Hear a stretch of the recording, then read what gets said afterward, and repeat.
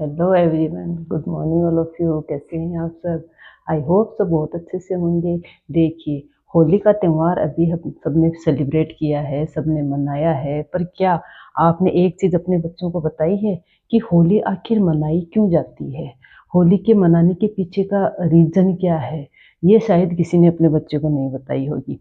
तो अपन जो भी त्यौहार मनाते हैं उसके पीछे का मेन रीज़न क्या है? किसी न किसी रीज़न के बिना तो अपन मनाते नहीं हैं। तो अपने बच्चों को पढ़ाई के साथ-साथ अपनी संस्कृति से कैसे जोड़ना है, इस चीज़ का अपन खुद ज़िम्मा उठाएँ तभी सक्सेस होंगे, क्योंकि ओनली एक स्कूल ही हर चीज़ का ज्ञान नहीं दे सकता बच्चों को। आपने अपने बच्चों को होली सेलिब्रेट करते हुए क्या ये पूछा है कि बेटा होली मनाई क्यों जाती है? तो इसके पीछे का रीज़न शायद बच्चों को नहीं पता होगा। तो चलिए अपन अपने बच्चों को किस हिसाब से समझा सकते हैं। वैसे होली क्या है? कलर्स का त्योहार है। होली पे कलर खेले जाते हैं। होली पे होलिका दहन किया जाता है। तो इसके पीछे का मेन रीज़न क्या है? क्यों मनाई जाती है? तो चलिए आज अपन बात करते हैं होली क्यों मनाई जाती है। होली मनाने के पीछे एक मेन रीज़न है। एक हिरण्यकश्यप नाम का राक्षस हुआ करता था। राक्षस प्रवृत्ति का इंसान था वो, जिसके पास सारी पावर्स थी।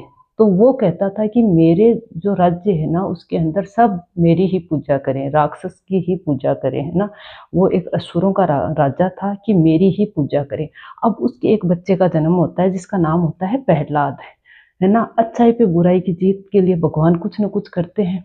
तो प्रहलाद का जन्म होता है, तो प्रहलाद क्या होता है, वो भगवान विष्णु की भक्ति करता है। तो प्रहलाद विष्णु की भक्ति करता है, ये चीज़ हिरण्यकश्यप को पसंद नहीं होती है। तो हिरण्यकश्यप उसको मारने की हर तरकीब अपनाता है, पर वो प्रहलाद नहीं मरता, क्योंकि उस पे तो भगवान का आशीर्वाद होता है। भगवान तो खुद चाहते हैं कि बुराई का अंत हो और अच्छाई पे विजय मिले अपन को। तो फिर हिरण्यकश्यप की वजह से हिरण्यकश्यप बहुत दुखी होता है कि मेरा पुत्र होके एक भगवान की पूजा कर रहा है, ना कि एक असुर की।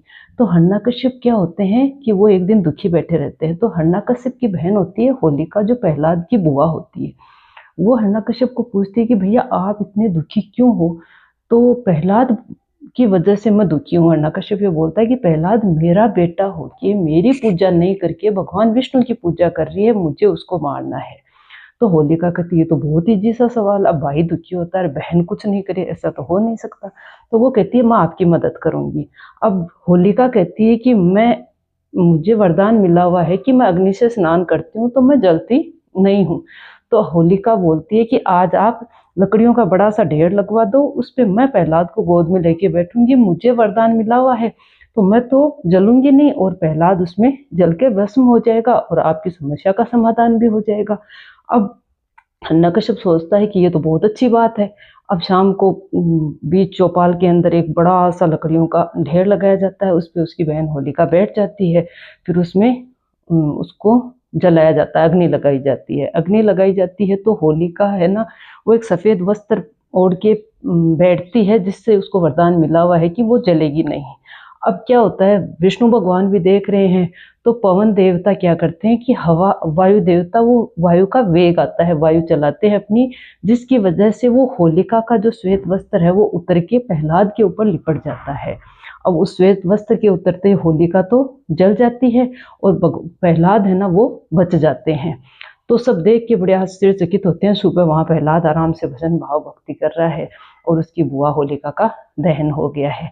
तो इसलिए होली का पर्व मनाया जाता है, क्योंकि जो असुरों के राजा थे उसके पिता हिरण्यकश्यप, उनकी बहन ने ये प्लान किया था कि मुझे जो वरदान मिला हुआ है उसकी वजह से आपका पुत्र खत्म हो जाएगा और कोई भगवान की पूजा न करके असुरों की पूजा करेगा, पर होने को कुछ और ही मंजूर होता है।